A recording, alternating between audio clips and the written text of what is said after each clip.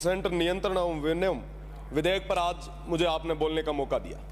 सबसे बड़ी चीज कि ये बिल क्यों जरूरी था।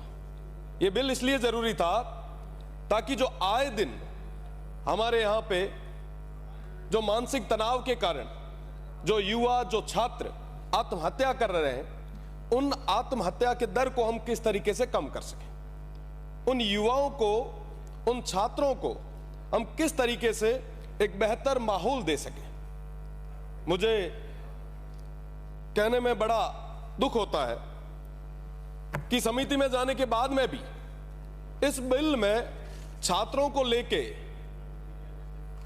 जो छूट, जो बेहतर माहौल की मांग जो की गई थी वो नहीं मिल पाया। आपने क्या किया? आपने किए जुर्माने कम किए, कोचिंग सेंटर्स को प्रोटेक्ट किया। जाहिर सी बात है, कोचिंग सेंटर आप चलाएं, स्टेट में कोचिंग सेंटर होने चाहिए, नए युवाओं को मौका मिले, इसलिए तमाम चीजें होनी चाहिए, बाहर के राज्यों के विद्यार्थी यहां आने चाहिए। पर साहब, आप जो जुर्माने कम करके इनडायरेक्टली जो बेनिफिट दे रहे हो, क्या ये उन छात्रों के साथ ठीक है? आप देखें कि साहब फीस स्ट्रक्चर पे कोई बात आपने नहीं की। सबसे बड़ी जो समस्या है, हर व्यक्ति आर्थिक रूप से संपन्न नहीं होता, हर युवा आर्थिक रूप से संपन्न नहीं होता। फीस का एक बैरियर होना चाहिए, पर उस बैरियर की कोई बात नहीं। चारों तरफ लूट खसोट मच रही है। मेरे से पहले भी सम्मानित सदस्यों ने यह बात रखी। मुझे लगता है कि इस पे पुनः विचार करना चाहिए। साथ ही साथ थोड़े दिन पहले आपने देखा होगा, एक वीडियो काफी चला था। एक प्रतिष्ठित कोचिंग इंस्टीट्यूट में एक बच्ची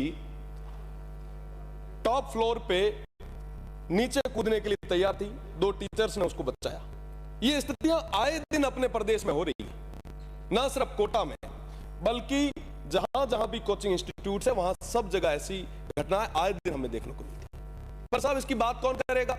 हम जो बिल ला रहे हैं, क्या इस बिल से हम उन तमाम लोगों को समाधान दे पा रहे हैं? कोई समाधान नहीं है, सिर्फ लिपापोती, सिर्फ बातें।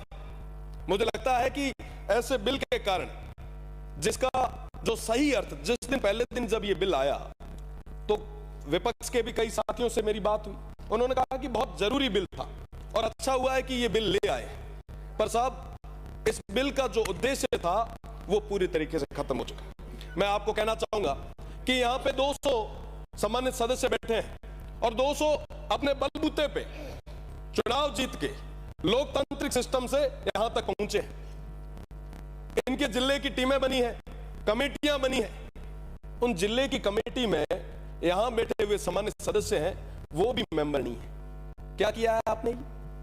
ब्लॉक स्तर पे कम से कम अगर आप कमेटी बनाओ, कोई प्रधान या कोई जनप्रतिनिधि को उसके अंदर सदस्य तो बनाए।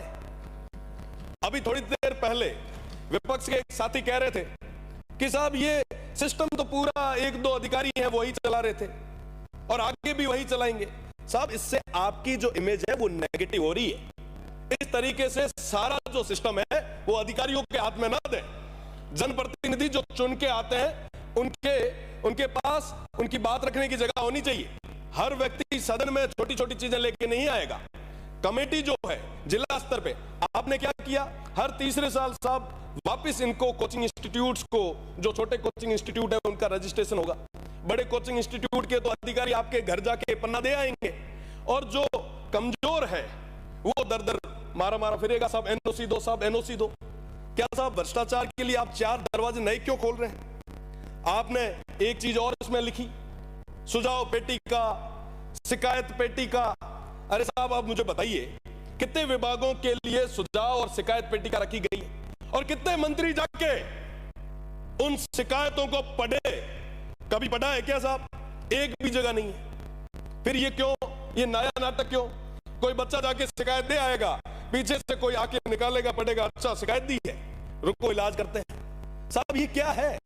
किस तरीके से कर रहे हैं हम लोग? अगर वाकई आप चाहते हो बच्चे का इलाज, तो साहब ईश्वर इज करे, इया मिनत को नहीं वे। मैं आपसे तो यही निवेदन करना चाहूंगा कि ये जो बिल आया है, इसका जो मूल उद्देश्य है, हम उससे ना भटके। तमाम चीजें होती रहेगी, ये युवाओं से जुड़ा हुआ विषय है। आने वाली पीढ़ी पूछेगी। ये युवा जो आज किसी कोचिंग इंस्टीट्यूट में तैयारी कर रहे हैं, जब कहीं विभाग में बैठेंगे, यहां आके बैठेंगे तो कहेंगे कि साहब हमसे जो पहले यहां पे माननीय सदस्य थे उन्होंने क्या क्या बिल किस किस तरीके से लाए। आप एक नजीर पेश करो। आप तो खुद मंत्री जी बहुत मजबूत आदमी हो, आपको तो मजबूती से बिल लाना चाहिए। आपको तो एजुकेशन सिस्टम की पूरी बागडोर हाथ में दे रखी है, हायर एजुकेशन जैसा बड़ा डिपार्टमेंट आपके पास में है। आप तो कॉलेज और यूनिवर्सिटीज को टाइट करो ताकि हमारी आने वाली पीढ़ी को, उन तमाम युवाओं को कोचिंगों के भरोसे जाना ही नहीं। आप तो उन सिस्टम को इस तरीके से मजबूत करो और मुझे पता है, मुझे पूरा भरोसा है कि आप मजबूती के साथ करेंगे। पर कहीं ना कहीं ये जो तमाम चीजें जो फैलाई जा रही है, इससे आपके एक ऑरा को डैमेज करने का प्रयास किया जा रहा है। मेरा तो निवेदन है कि इन छात्रों के हित में आप सोचें। साथ ही साथ अभी भर्तियों की बात चल रही थी, माननीय सदस्य, मैं अपनी बात खत्म कर रहा हूं। अभी थोड़ी देर पहले कोई भर्ती की बात चल रही थी। अभी एसआई भर्ती का प्रकरण काफी लंबा चला भी है। विपक्ष ने भी कहा, पक्ष ने भी कहा, बारी बारी से कहा साहब हम ये कर रहे हैं, वो कर रहे हैं, ये कर रहे हैं, वो कर रहे हैं। क्या हुआ साहब? जो अपराधी थे, जिन्होंने गलत किया था, उनको सजा मिली या नहीं मिली?